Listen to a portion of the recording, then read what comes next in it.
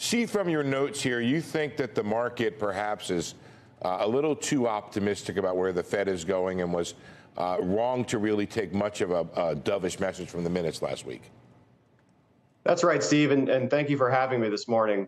You know, I think we've been doing this a few times this year where investors are operating under that old model, you know, where the Fed has your back, and the first signs that things start to slow down or the markets get too rocky, financial stability ticks up, and they're going to ease off in policy. And we just don't think that is the situation as we sit here today with inflation at 40-year highs and serious threats to Fed credibility. And so, you know, we've done it. I think this is the third time this year where, you know, we've seen this big kind of pivot trade in the markets, and that's what we think is going on this time as well. You know, you have this phrase, which I like. It's choose your own narrative. I've got another phrase I use, which is the Dorothy trade, which is that they want to click their heels and go back to Kansas. And when I say Kansas, I mean the time when the Fed was at 1%, 2% funds rate. But I just don't see that happening down the road. I think folks got to settle in and look for a world where the funds rate is both positive and higher and not at emergency levels for the foreseeable future. You know, I think that's right. And, you know, the one thing that we've been thinking about, and certainly has guided our thinking all this year, is that not just the sort of where rates are today versus inflation that matters, but also completely out the interest rate curve. And so, you know, Chair Powell has talked about that. You know, Bullard has talked about that as well. And those are, you know, people that have been sort of leading policy this year from the Fed. And so, you know, we think that there is more work to be done, unfortunately, for investors. So you had said this is the third attempt right now, what we're in the middle of right now, in trying to trade peak inflation.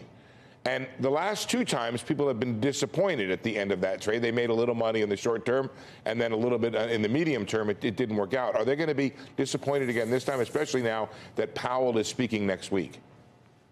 Yeah, I think so. And that's certainly something that we're watching really closely. I mean, you know, we have the end of the Fed communication period ahead of their December meeting and the December CPI report, you know, just coming up at the end of this next week.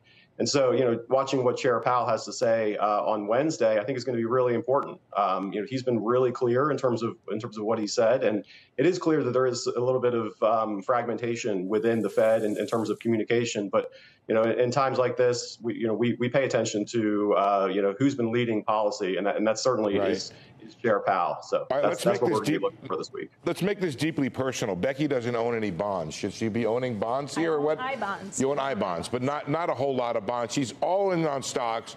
What's the right thing to do if you think you're going to be disappointed? And by stocks, I mean the S&P 500. S&P 500, not the okay. You got.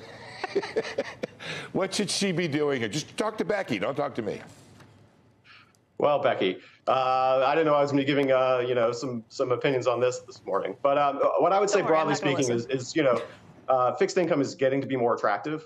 Certainly, as we sit here today, you do have to be a little bit cautious about, you know, near-term mark-to-markets. We just don't know how long the Fed is going to be keeping interest rates at a really elevated and restrictive levels.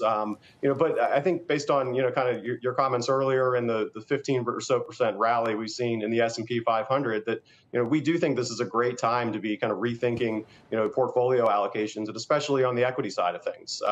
You know, equity multiples are not inexpensive. You know, we're not even to 20-year averages. And, you know, old adage in markets is they rarely stop at average. And so, you know, that's how we're thinking about things. And certainly that's kind of guiding some of the conversations we're having with our clients.